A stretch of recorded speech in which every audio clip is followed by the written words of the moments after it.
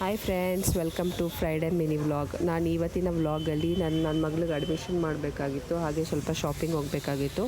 ಹಾಗಾಗಿ ಬೇಗ ರೆಡಿ ಆಗ್ತಾಯಿದ್ದೀವಿ. ಏನು ಜಾಸ್ತಿ ಇವತ್ತು ಬ್ರೇಕ್ಫಾಸ್ಟ್ ಮಾಡಿರಲಿಲ್ಲ. ರಾಗಿ ರವೆ ದೋಸೆ ಮಾಡಿಕೊಂಡು ಅದಕ್ಕೆ ಸ್ವಲ್ಪ ಮೊಟ್ಟೆ ಸ್ಪ್ರೆಡ್ ಮಾಡಿ ನಾನು ನನ್ನ ಮಗಳು ತಿಂದ್ಕೊಂಡ್ವಿ. ಒಂದು ಗ್ಲಾಸ್ ಕಾಫಿ ಕುಡ್ಕೊಂಡು ಆರಾಮಾಗಿ ಅವಳಿಗೂ ತಿನ್ನಿಸ್ಕೊಂಡು ನನ್ನ ಹಸ್ಬೆಂಡ್ಗೆ ಬ್ರೆಡ್ ಆ್ಯಂಡ್ ಆಮ್ಲೆಟ್ ಮಾಡಿಕೊಟ್ಟೆ. ತುಂಬ ಈಸಿ ಇತ್ತು. ಅವ್ರಿಗೆ ಜಾಸ್ತಿ ಏನು ಬೇಡ, ಅವರೆಲ್ಲ ರಾಗಿ ತಿನ್ನಲ್ಲ ಫ್ರೆಂಡ್ಸ್, ಹಾಗಾಗಿ ಬ್ರೆಡ್ ಆ್ಯಂಡ್ ಆಮ್ಲೆಟ್ ಮಾಡಿಕೊಡು ಸಾಕು ಅಂತ ಅಂದರು. ಮತ್ತು ನನಗೂ ಟೈಮ್ ಇರಲಿಲ್ಲ, ಹಾಗಾಗಿ ಜಾಸ್ತಿ ಏನು ಮಿನಿಮಲ್ ಮೇಕಪ್ ಮಾಡಿಕೊಂಡೆ ಅಷ್ಟೇ. ನೋಡಿ, ಲೈಟಾಗಿ ಮೇಕಪ್ ಮಾಡಿಕೊಂಡೆ. ಜಸ್ಟ್ ಒಂದು ಮಾಯ್ಶ್ಚರೈಸರ್, ಕಾಜಲ್, ಒಂದು ಲಿಪ್ಸ್ಟಿಕ್ ಹಾಕ್ಕೊಂಡಿದ್ದು ಅಷ್ಟೇ. ನನ್ನ ಔಟ್ಫಿಟ್ ಈ ಥರ ಇತ್ತು ಇವತ್ತಿಗೆ. ಸಾಕು ಅಂತ ಅನಿಸ್ತು. ಬ್ಯಾಗ್ ಏನಾದರೂ ಲಿಂಕ್ ಬೇಕು ಅಂದರೆ ನನಗೆ ಕಮೆಂಟ್ ಬಾಕ್ಸಲ್ಲಿ ಕಮೆಂಟ್ ಮಾಡಿ.